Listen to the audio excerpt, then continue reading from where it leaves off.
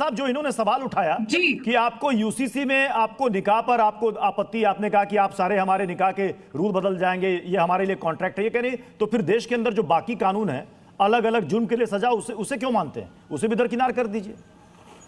आदिल हसन साहब। सर सुनिए, हर चीज मानते हैं, हर कुछ मानते हैं, अंबर जैदी से मशवरा नहीं चाहिए, समझे? बैरिस्टर असदुद्दीन ओवैसी साहब ने जो कहा है वो सच्चाई कहा है और बंगाल की आवाम जान गई है कि ममता जावे परिवर्तन हो गए। ये लिख दीजिए मैडम। आप अरे यार चुप रहो ना यार, तुम्हारे कौन दे रहा है यार? तुम्हारे कौन बोल रहा है? तुम कौन हो यार? तुम भाजपा के एजेंट हो, तुम भाजपा की दल्ली हो यार। सुने भाजपा, इस तरह की बदतमीजी मत कीजिए आदिल हसन साहब। नहीं, इस तरह नहीं, बिल्कुल नहीं। देखिए इस तरह की भाषा का इस्तेमाल नहीं, इस तरह की भाषा का इस्तेमाल नहीं, बिल्कुल नहीं।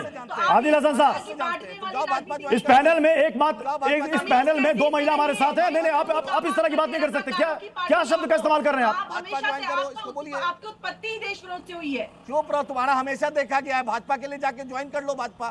क्यों? अरे आपके पास घर के तो दलील लेकर काटिए ना साहब, ज्वाइन करो ना।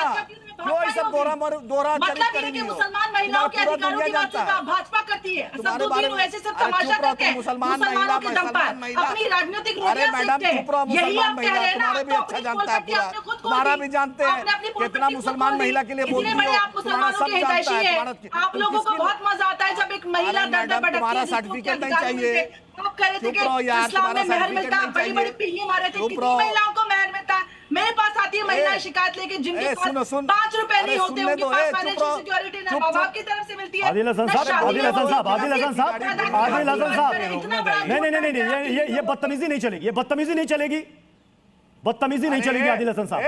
बदतमीजी हम क्या रोड पे बोलने देगा? नहीं तो यार बदतमीज गुंडे तो वो देखो किस तरह से बात कर रहे हैं। किस तरह की बात कर रहे हैं आप? गुंडे तुम्हारे दुनिया। अरे साहब, आपको वक्त मिला है, आप दलील दीजिए ना, तर्क से काटिए। आप बदतमीजी कर रहे हैं यहाँ पर, आप बार कहने के बाद बदतमीजी कर रहे हैं। नहीं है फैक्ट पेश करने की, यही होता है। औकात नहीं है। जब तर्क खत्म हो जाए, दलील खत्म हो जाए तो बदतमीजी पर उतर आए।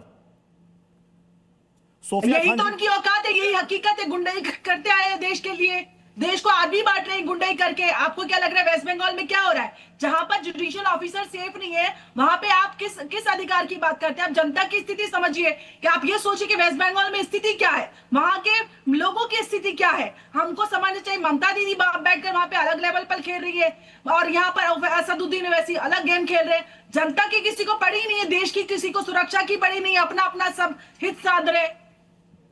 सोफिया खान भी हमारे साथ जुड़ी हुई हैं। सोफिया खान जी, AIMIM के यूसीसी वाले बयान पर आप साथ हैं TMC? देखिए, सबसे पहले तो मैं आपत्ति जताऊंगी, यहाँ पर मुसलमानों को कम पढ़े लिखे हैं, पंक्चर वाले भले हो सकते हैं मुसलमान, लेकिन इतने जागरूक हैं कि समझ में आता है कि मुसलमानों के साथ कौन है। मैं यहीं पर समझाना चाहूंगी कि मुसलमानों के लिए ट्रिपल तलाक वाले पश्चिम बंगाल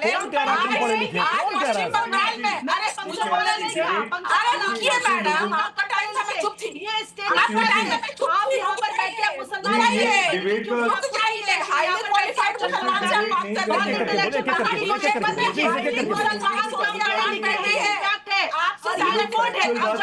एक एक करके बोले प्लीज, एक एक करके बोले।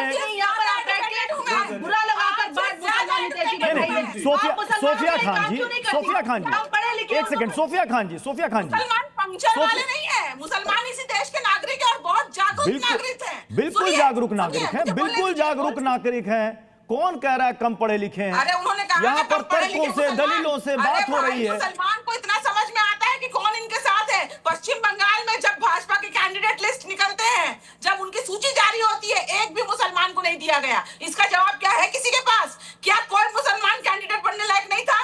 क्या कोई जिनके बारे में ये ट्रिपल तलाक के बारे में महिलाओं के साथ लड़ते हैं, तो क्या कोई महिला, मुसलमान महिला को इन्होंने एक भी कैंडिडेट लिस्ट में इन्होंने जारी किया?